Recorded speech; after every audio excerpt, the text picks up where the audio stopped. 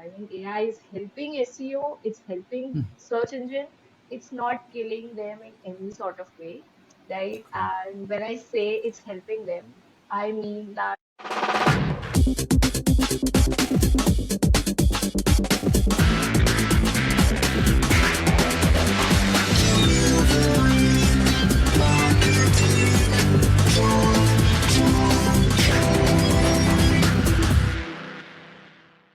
Hey there, and welcome to a brand new episode of Delivering Marketing Joy. I'm your host, Kirby Hasseman, and joining me today is a brand new rock star. I'm so excited to dive into some of these topics today. She's the Chief Operating Officer at Sam's Blog. She's an SEO consultant, Tanishq Goyal, or Tan. Thanks so much for joining me. I appreciate it. Thanks for having me. It's a pleasure to be here. Yeah, pleasure to meet you too. And just for those watching, she is up late. It's like 1 a.m. her time. She's committed to being a part of this. So I really appreciate your time. So I'm going to dive right in. Obviously SEO is a big piece of every business, and the big Right, buzzword right now is AI, artificial right. intelligence. So how is artificial intelligence impacting SEO? So, when AI came into the business and there was like a big chatter among everybody. It was a hot topic that AI is gonna be the next best thing. It's going to obsolete SEO, or in fact search engine Google. A lot of people were thinking that, but then that's actually not true. I mean, AI is helping SEO, it's helping search engine, it's not killing them in any sort of way, right? And when I say it's helping them, I mean that. So AI is like a huge tool, like it's a huge way you can, like identify the trends, the keywords, everything that goes on around in SEO world, right? So it helps you identify all the things in a very easy way, like huge data in a very smooth and easy way. So it's helping the SEO consultants, the people who are like working on the websites, helping it rank. So it's helping them identify those trends, identify the keywords, identify the competition, identify the content, like everything that goes on around in SEO world. So it's helping everyone in making their website rank much more easier way.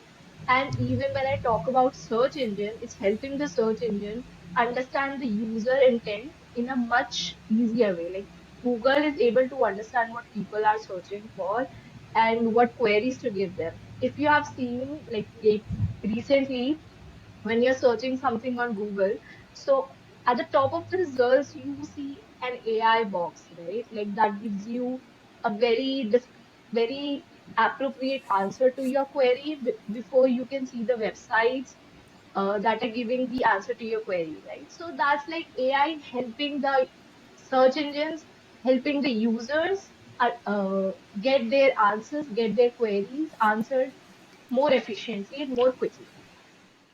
Yeah, that makes a ton of sense. And I mean, I obviously that's the goal, right? Is it AI Yeah, partners with yeah, the technology to make sense. So exactly. you mentioned trends. So what are some latest SEO trends that businesses should be aware of in 2024? Right. So, like I mentioned about the AI box coming on the top of the search result. So, it's Mm-hmm. called Google Search Generative Experience. Okay.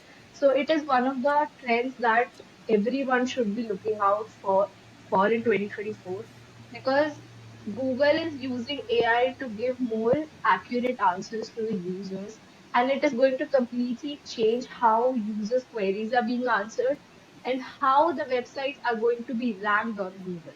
Like the websites and the people who are doing the content for the websites, they should focus on giving the direct answers to the users, because that's what Google is looking out for, Mm-hmm. right?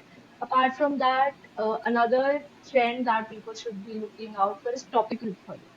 Topical authority means you being the whole expertise in a particular topic or niche, right? So anybody who has a query related to something, like is looking to buy something or has questions about anything, so they would like to search for that query, and then they would look for a particular article on that query, and then they get curious about what other questions they may have related to that particular query, right?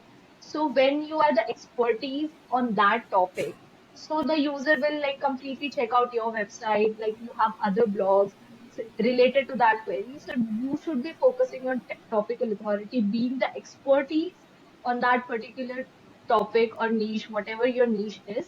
So that's another trend, right? And then a lot of people like prefer videos, images over, reading a whole blog. Right? Nobody wants to like read 1,000 words blog, 2,000 words blog. They would like they would prefer watching a video that will be done in 10 minutes, right? So that's something websites should be focusing on, that you make content. It's not only written content, it should also be, graphic content, video content, right? Consumable. Apart from that, Google keeps rolling new updates and keeps bringing changes in the rankings factors that we have. But there are some ranking factors that have been in the industry since forever. So no matter what changes Google rolls out in front of you, if you stick to the basics, it's going to, help you rank your website no matter what update Google may throw at you. Yeah, that makes sense. Back to the basics. A lot of times that's the truth, right? Yeah, We want to yeah, do the coolest thing, but we got to do the foundational stuff right. exactly. So what are some common mistakes you see companies making when it comes to SEO, and how can you avoid them? Right. So whenever a new client is coming to me talking about their website, how to rank well, they ask me if this is something I should be doing like once, or should this be done on a continuous basis. So most of the people think that okay, you did one campaign, one SEO campaign for your website and you're done and you're gonna like rank on top one just like that. So Yeah. that's not true. Yeah, that's not true. I mean, it's a SEO is a continuous process. You need to be regular with it. You do it once, it does not mean that you're gonna rank like on top just like that. Google needs a lot more than that, right? And Google, people think that, just like mentioning their keyword on the whole website is going to help them rank. Like that's called keyword stuffing. But that's like a big red flag to me, Mm. right? Like it's not something that you put the keywords in your content and you're good to go. No, Google is much more smarter than we are. So it understands if you're putting a relevant keyword, it's going to understand your content. Okay. It does not mean that you just have to put your keywords in the content and you're gonna be done. Right. And then people think that like acquiring a lot of backlinks all at once is going to, help them rank on Google. I mean, quantity is important, but then quality is also really important. You cannot just spam your website with thousands of links and that do not have any relevance to your website. I Yeah. mean, the links that you're building for your website should be relevant to your website, should have some quality, they should be of high authority, they should have some traffic on your website on the domains that you're acquiring. So these are some of the things that people usually make mistake and think that it's going to just help them, but these should be avoided. Yeah, that's great. This is there's a lot we're covering here, Tan. So thank you for doing this. Final question for you: what is like some like today? Somebody's listening to this, they're watching this, and they want to do it, and they want to do it Right. right. So what's some actionable advice for a small business looking to improve their SEO?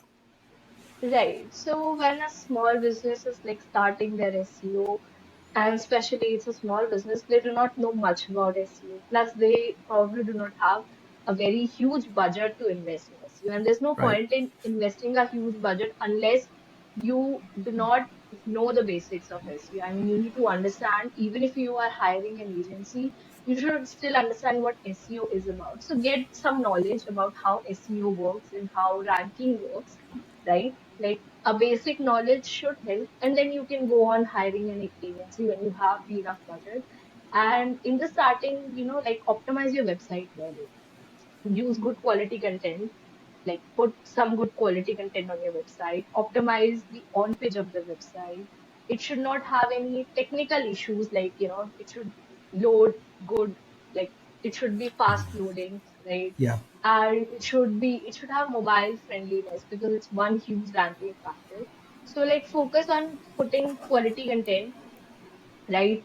Focus on fixing all the on-page and technical issues your website might have, right? And then you research your keywords, like what your competitors are targeting, what keywords your competitor are targeting, what kind of links they're building.